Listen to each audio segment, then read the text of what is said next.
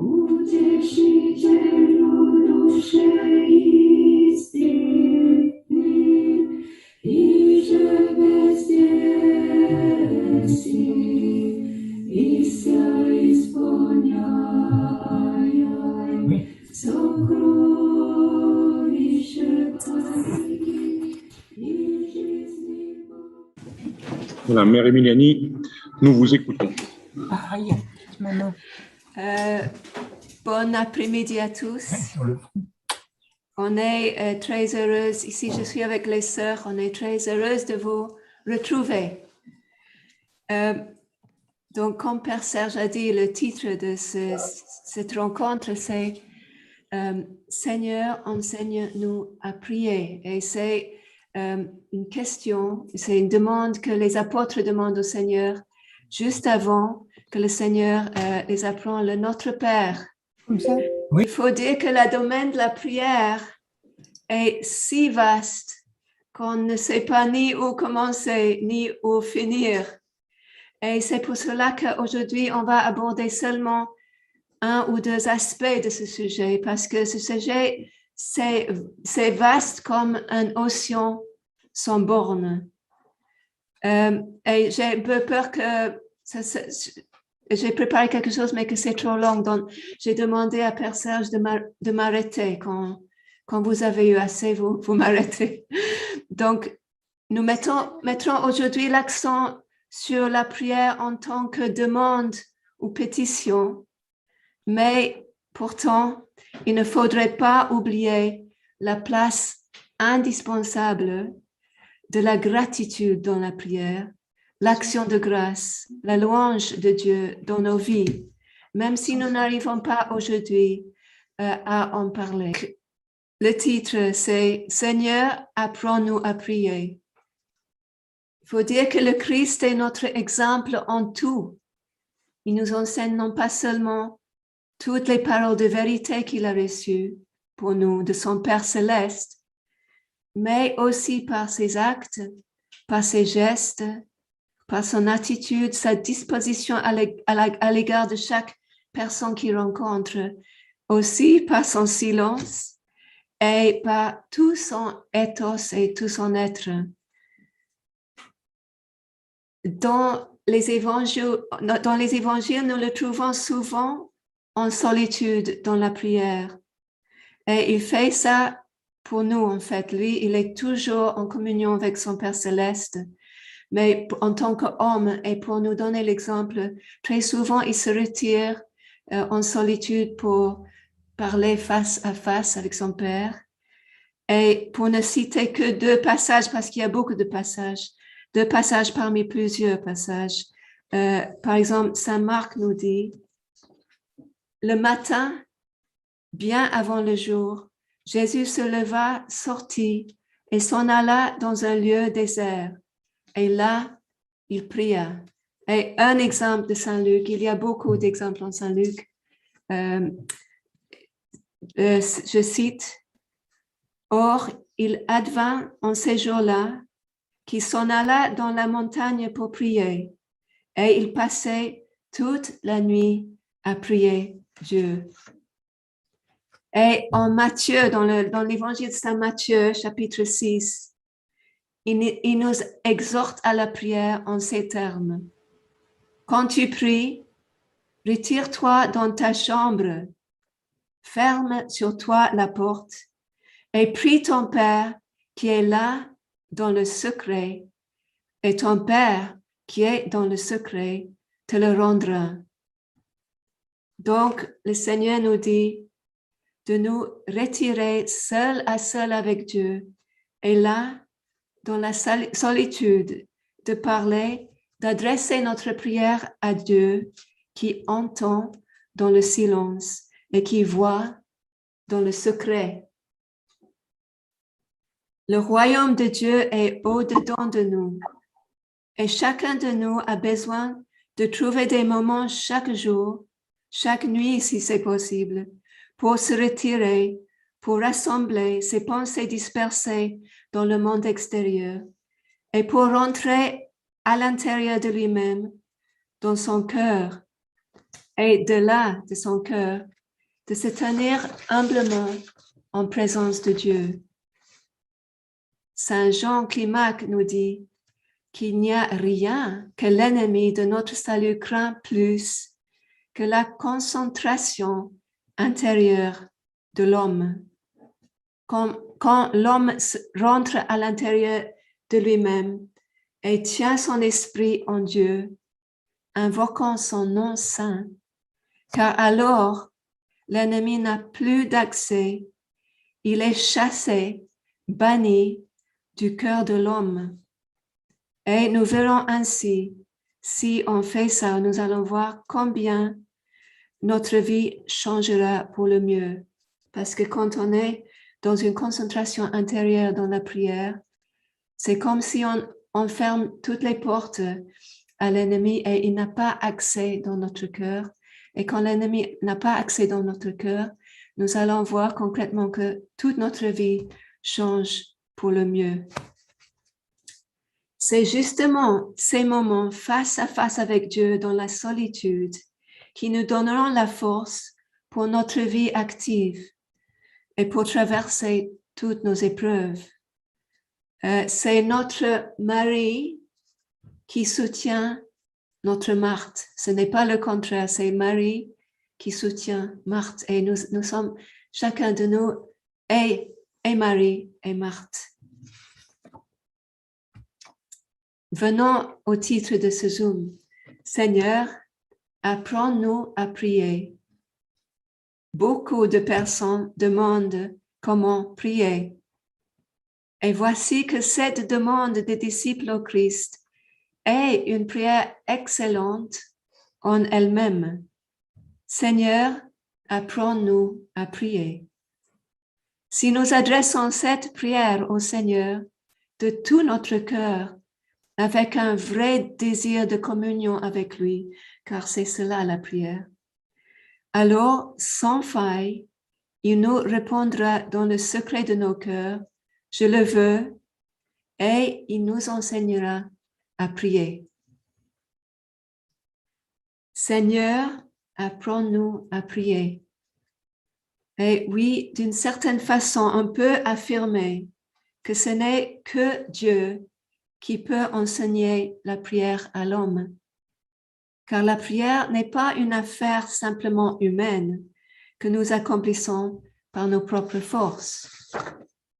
Cependant, nous pouvons apprendre la prière d'un homme de Dieu et bien sûr d'une femme parce que c'est la même chose. Et ça, je veux dire entre parenthèses, quand on parle de homme dans ces rencontres, c'est un langage biblique parce qu'en grec c'est anthropos, en russe c'est tchelovek et en fait c'est et les hommes et les femmes. Donc je vais utiliser ce terme biblique de l'homme, mais ça veut dire toujours et les hommes et la femme et les femmes aussi parce que en Dieu, comme dit Saint Paul, c'est la même chose. Donc on peut apprendre la prière d'un homme de Dieu ou d'une femme, c'est-à-dire on peut apprendre la prière de personnes ou de groupes de personnes qui sont porteurs de l'Esprit Saint, de l'Esprit de Dieu.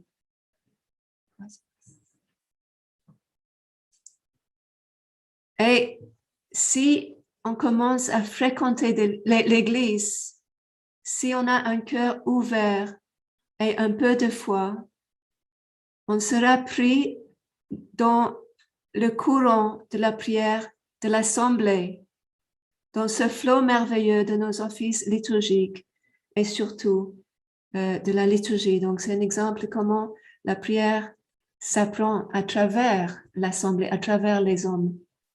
Juste une seconde, il y a un bruit. Est-ce que vous entendez un bruit? Oui, c'est peut-être pas gênant pour vous, mais ça va s'arrêter. On va patienter. Oui.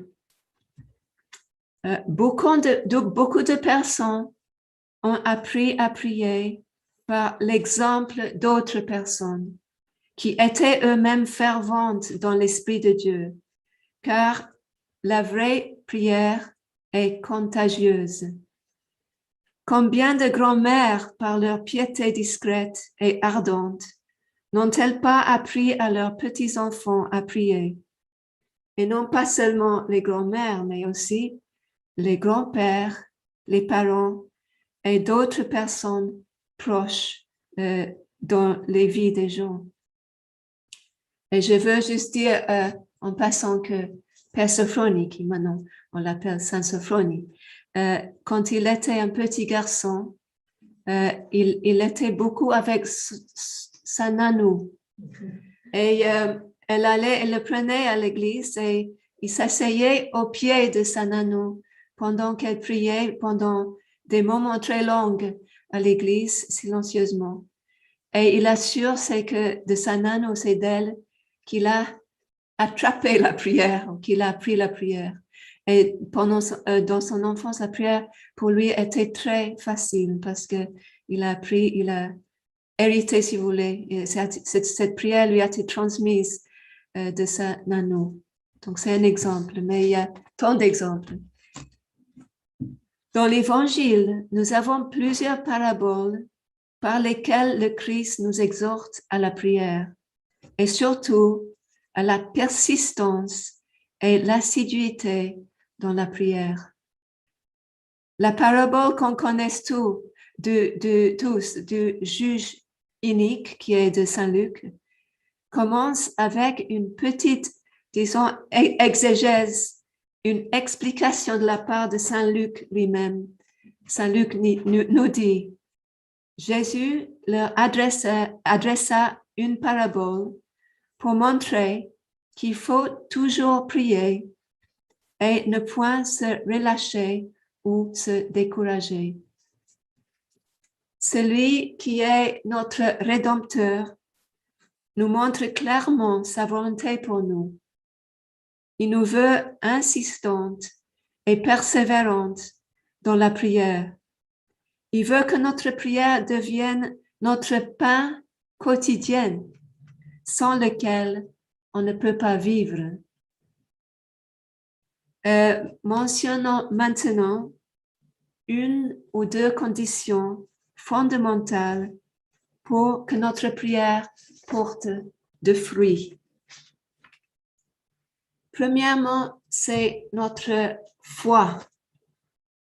Précisément, une foi vigoureuse et ferme dans la divinité du Christ. Croire de tout notre être que le Christ est vraiment Dieu, le Fils unique engendré du Père céleste. Croire dans la vérité absolue de tout ce qu'il nous a dit et promis. Croire qu'il est présent, même si nous ne le voyons pas, et qu'il peut et qu'il veut nous entendre. Il est tout-puissant pour venir à notre aide et pour nous guérir. Combien de fois dans l'Évangile le Christ ne s'adresse-t-il pas au quémandeur avant de le guérir et lui demande « Crois-tu que je peux faire cela ?» Oui, Seigneur, dit le malade, et il reçoit sa guérison. Et même le père de famille qui disait avec des larmes à genoux, « Oui, je crois, Seigneur, viens en aide à mon peu de foi. » Même lui, il a reçu la guérison immédiate de son fils à cause de son désir et à cause aussi de sa sincérité. Au contraire, à Nazareth et le Christ sont étonnés. Ils ne pouvaient pas faire grand-chose à cause de leur manque de foi. La prière doit donc être accompagnée de foi. Osons croire, osons lâcher prise, osons faire le saut dans l'abîme. Et cet abîme n'est rien d'autre en vérité que les mains toutes puissantes et tout aimant de Dieu, tout aimant de Dieu. Abandonnons-nous à lui avec une confiance totale. Une autre condition de base pour la prière, c'est d'aimer Dieu, aimer celui en qui on croit. Et Saint Paul nous dit que la foi est activée ou agissante par l'amour. Or, aimer Dieu va de pair avec quelque chose d'aussi important, c'est de croire et de comprendre, pas intellectuellement, mais de comprendre par le cœur, par notre être, que lui, le Seigneur, que lui, il nous aime, chacun de nous, et cela d'un amour inconditionnel et infini. Cette conscience nous donnera une grande confiance, une grande assurance dans notre prière. Et maintenant, arrêtons notre attention sur une autre parabole de Saint Luc qui est extrêmement riche de sens et qui nous interpelle fortement. Cette parabole que je vais lire maintenant de l'Évangile de Saint Luc vient immédiatement après le Notre Père. Donc, et juste avant le Notre Père, il y a cette question des disciples, apprends-nous à prier. Donc, cette parabole, juste après le Notre Père, est une illustration de comment prier, comment demander. Jésus leur dit encore, si l'un de vous a un ami et qu'il aille le trouver au milieu de la nuit pour lui dire, ami, prête-moi 3 pains, car un de mes amis est arrivé de voyage chez moi et je n'ai rien à lui offrir. Et si de l'intérieur de sa maison, cet ami lui répond, ne m'importune pas, la porte est déjà fermée, mes enfants et moi sont au lit, je ne puis me lever pour te donner des pains. Je vous le dis, même s'il ne se levait pas pour les lui donner parce que c'est son ami, il se leverait à cause de son importunité et lui donnerait tout ce dont il a besoin. Et moi, je vous le dis, demandez et l'on vous donnera, cherchez et vous trouverez, frappez et l'on vous ouvrira. Par cette parabole et par les promesses qui la suivent, le Christ veut nous encourager à l'insistance dans la prière. Quand on frappe sur la porte de quelqu'un, on ne frappe pas une seule fois comme ça. Mais on répète ses coups, on persiste, c'est ça frapper, ce n'est pas un seul coup. Et c'est pareil dans notre prière. L'homme qui était réveillé, l'homme dans la parabole, qui était réveillé et importuné dans la nuit, est dérangé et irrité. Il finit par donner à son ami ce qu'il demande pour avoir la paix et pour pouvoir se rendormir tranquillement au plus vite possible. Mais ce que nous apprenons de ce passage, ainsi que de la parabole du juge inique aussi, c'est que l'homme est irrité par l'importunité des autres, tandis que Dieu, au contraire, se plaît dans l'importunité de l'homme. C'est ce que le Seigneur veut, notre importunité, notre insistance.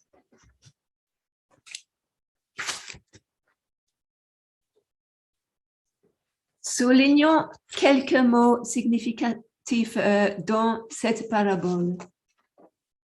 C'est écrit que l'homme qui se trouve dans le besoin va importuner son ami. Je souligne le mot ami, car ce mot est très riche de sens.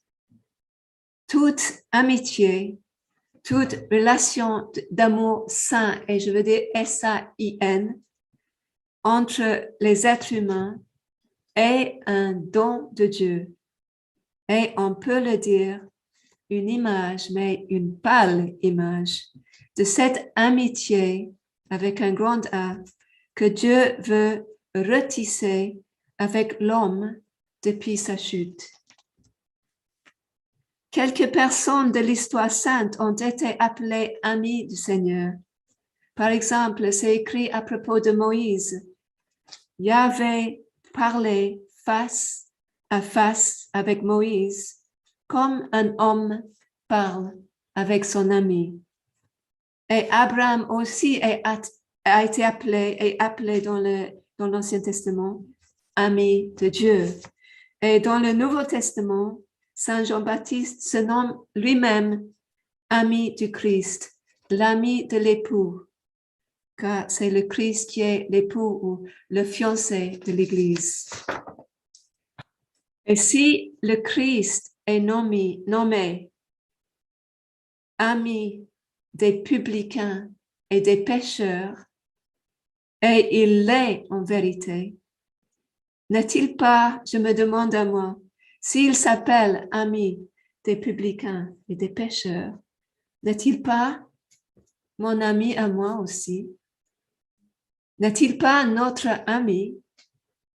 On ne trouvera pas un ami sur terre comme lui, un ami indéfailliblement aimant et fidèle, toujours patient et d'une douceur et d'une sincérité qui n'ont pas de limite. Maintenant, je veux m'arrêter sur un autre mot dans cette parabole qui est le pain. L'homme important demande du pain à son ami. Et le Christ vient d'apprendre à ses disciples dans la prière Notre Père de demander le pain quotidien ou le pain substantiel, ça dépend des traductions. Donc, ça, on le trouve dans le Notre Père qui consiste, après les deux versets d'introduction de cette prière, les deux adresses à Dieu, ça consiste avec, je crois, 7 demandes de Notre Père. Et une de ces demandes, c'est pour le pain quotidien, le pain substantiel. Et dans l'Ancien Testament, c'est écrit, l'homme ne vivra pas de pain seul, mais de chaque parole qui sort de la bouche de Dieu. Le pain quotidien, le pain substantiel, c'est le verbe, c'est la parole ou le logos de Dieu. Ce pain, en vérité, c'est le Christ lui-même qui est descendu du ciel et qui est notre vie et sans lequel nous sommes morts, même si nous vivons sur un niveau biologique et psychologique. Spirituellement, sans le Christ, on est mort. Ce pain indispensable sans lequel on ne peut pas vivre est la grâce du Saint-Esprit, comme nous verrons très explicitement plus tard dans cet évangile. Dans le verset 6 de cette parabole, nous lisons « Un de mes amis qui est en voyage est venu chez moi et je n'ai rien à lui offrir. Si le Seigneur est ami des hommes, chacun de nous, créé à son image, est appelé à devenir ami des hommes. Un ami de voyage, c'est chaque personne qui croise notre chemin pendant la nuit de cette vie temporaire. Dans une stichère de la fête de Saint-Silouan, nous lisons quelque chose comme ça, je cite d'une façon un peu approximative. « Frères, nous sommes en vérité tous amis. Nous n'avons qu'un seul ennemi. » C'est fin de citation.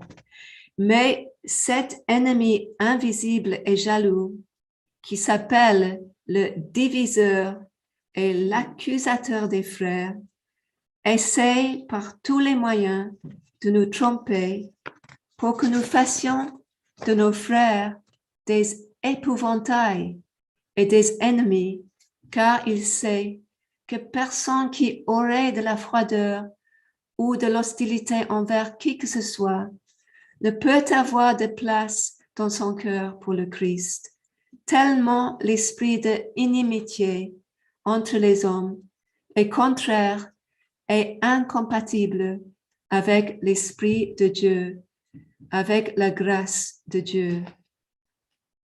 C'est important de remarquer que l'homme qui reçoit son ami en voyage ne demande pas de pain pour lui-même, bien qu'il n'en a pas pour se rassasier, mais il le demande pour son ami. Ceci nous montre une vérité très importante. Dans l'Église, la grâce de Dieu n'est pas donnée seulement pour l'individu qui la reçoit, mais avant tout, à travers cette personne, pour les autres, pour l'Église, pour la communauté dont cette personne fait partie, et en fin de compte, pour le monde entier. Saint Paul nous en parle clairement. C'est dans l'épître 1 Corinthiens 12, 17, Saint Paul nous dit « La manifestation de l'Esprit est donnée à chaque homme pour le bénéfice de tous » ou dans d'autres traductions, c'est pour l'utilité commune ou en vue du bien commun. L'homme important dit « Je n'ai rien à offrir à mon ami. En vérité, sans le Christ, je n'ai rien. Sans la grâce du Saint-Esprit, nous ne sommes pas capables d'avoir même une seule bonne pensée. Je n'ai rien, je n'ai pas de pain. Cela veut dire que je n'ai aucune parole efficace, édifiante, nourrissante ou vivante à offrir à mes amis. Je n'ai que, pardonnez-moi l'expression, que de la charogne à offrir à mes amis.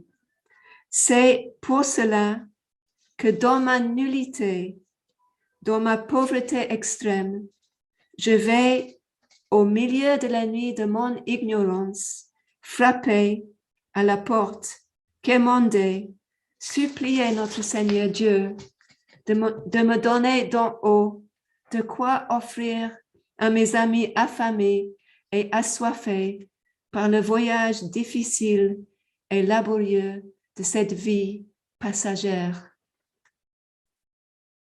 Par cette parabole, le Seigneur donc nous encourage vivement à l'importuner dans la prière. Et ceci est maintenant illustré par les paroles puissantes, des promesses très puissantes et absolues qui suivent directement après cette parabole. Et maintenant, je vais les relire et lire jusqu'à la fin de ce passage. Le Christ dit, « Et moi, je vous le dis, demandez et l'on vous donnera. Cherchez et vous trouverez. Frappez et l'on vous ouvrira. Car quiconque demande reçoit. Celui qui cherche trouve. Et l'on ouvre à celui qui frappe. Quel est parmi vous le père qui donnera une pierre à son fils s'il lui demande du pain? Ou s'il demande un poisson, lui donnera-t-il un serpent au lieu d'un poisson? Ou s'il demande un œuf, lui donnera-t-il un scorpion?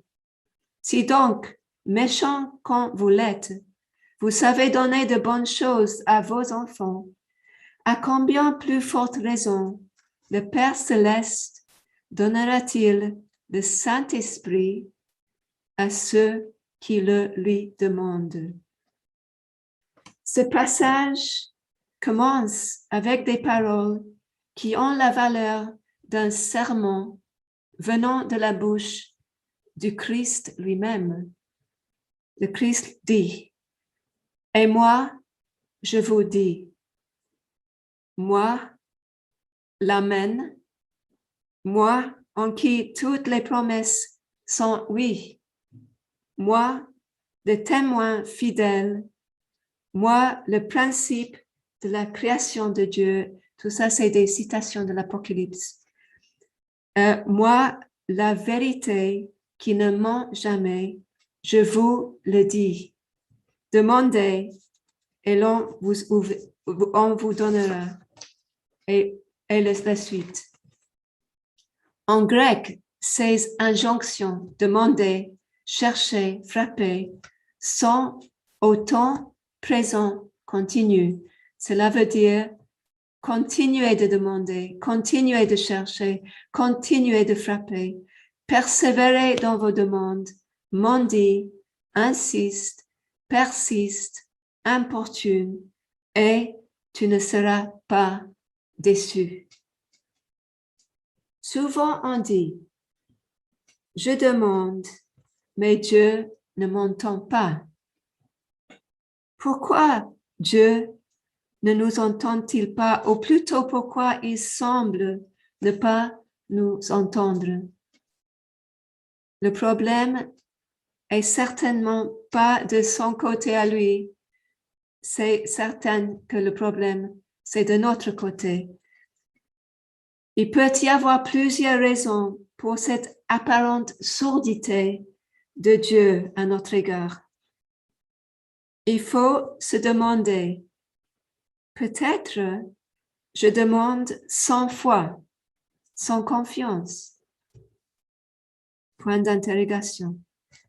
Saint Jacques nous dit, mais qui demande sans hésitation, car celui qui hésite ressemble au flot de la mer que le vent soulève et agite, qui ne s'imagine pas cet homme-là recevoir quoi que ce soit du Seigneur.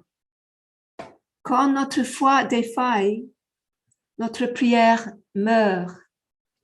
Pour prier donc, nous avons besoin de foi. Et pour que notre foi ne défaille pas, nous avons besoin de prier. Car de la foi jaillit la prière et à son tour, du déversement du cœur dans la prière, jaillit une foi inébranlable. Et il vient à mon esprit une parole qui est du troisième ordre biblique, qui est Dieu donne la prière à celui qui prie. Et Dieu donne la foi aussi à celui qui croit. On va voir. On a vu avec le Père qui supplie le Christ, qui dit, je crois, mais viens en aide à mon peu de foi. Donc, même si on a un peu de foi, un peu de désir, Dieu donne la foi à celui qui croit. Voici une autre raison pourquoi il nous semble que Dieu est absent et ignore nos pétitions. Vous demandez, nous dit Saint Jacques, et ne recevez pas parce que vous demandez mal à propos.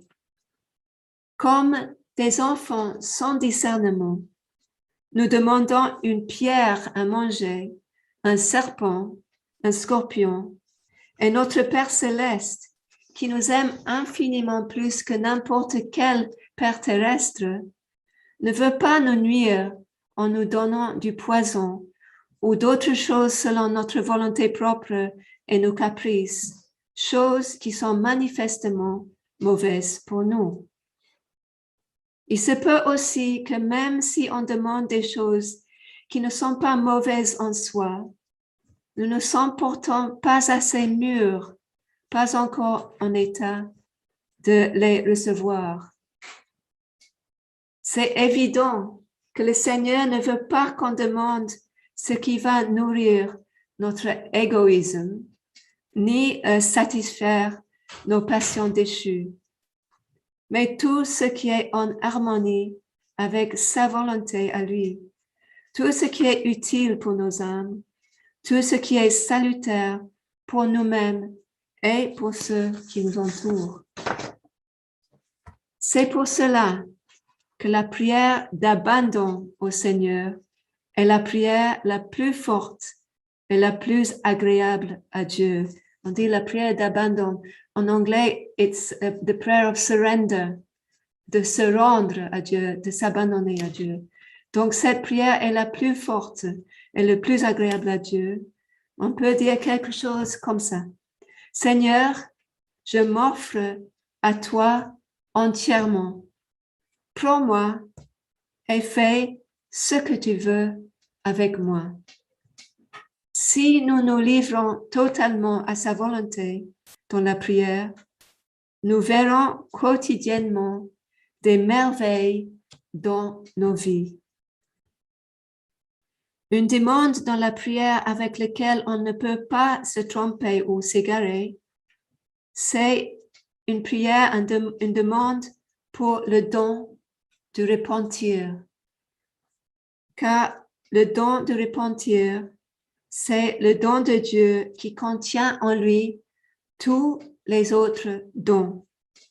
Et on peut dire aussi, c'est pour ainsi dire, le repentir est l'aurore, c'est le début, c'est l'aurore de l'amour. Seigneur, donne-moi l'esprit de repentir.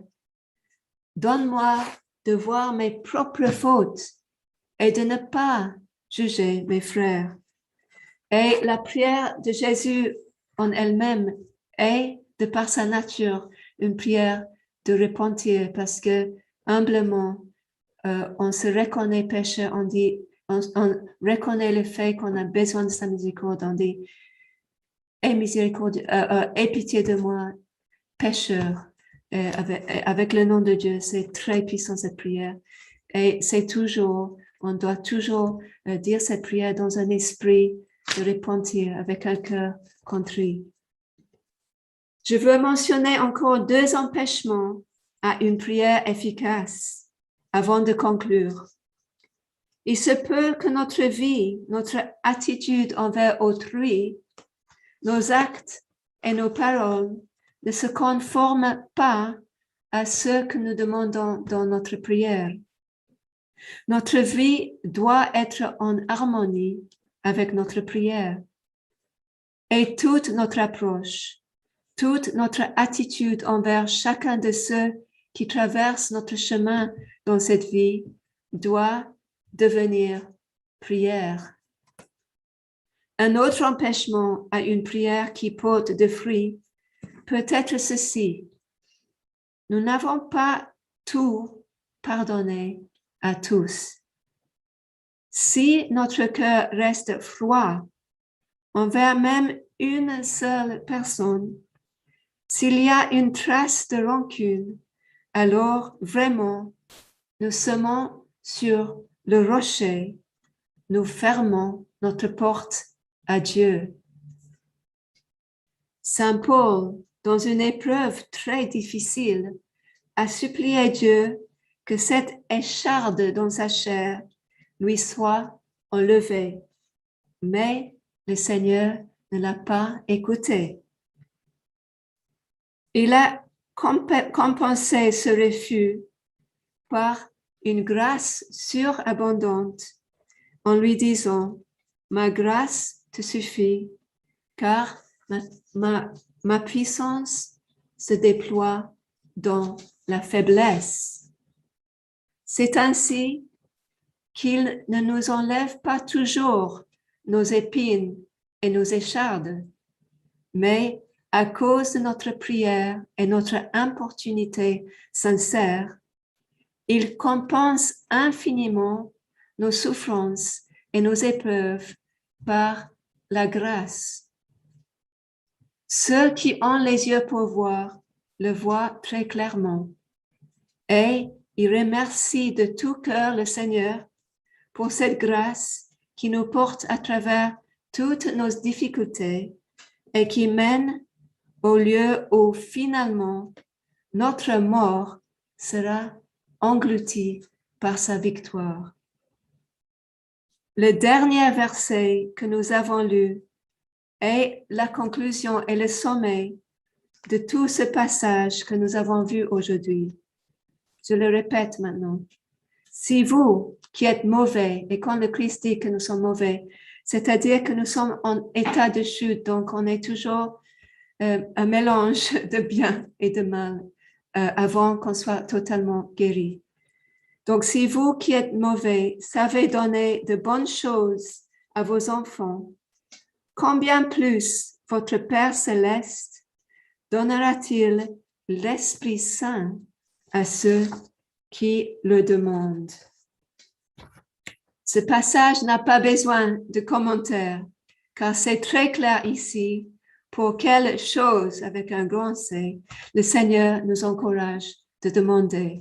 Et maintenant, juste pour conclure, pour finir, quiconque demande, cherche, frappe, prie avec foi, d'un cœur sincère, contrit et humble, sans aucun doute, recevra, même si ce n'est pas toujours de la manière qu'il imagine. Car comme le ciel est au-dessus de la terre, autant sont différentes et meilleures aux nôtres les pensées de Dieu à notre égard. C'est lui qui sait mieux que nous ce dont nous avons besoin.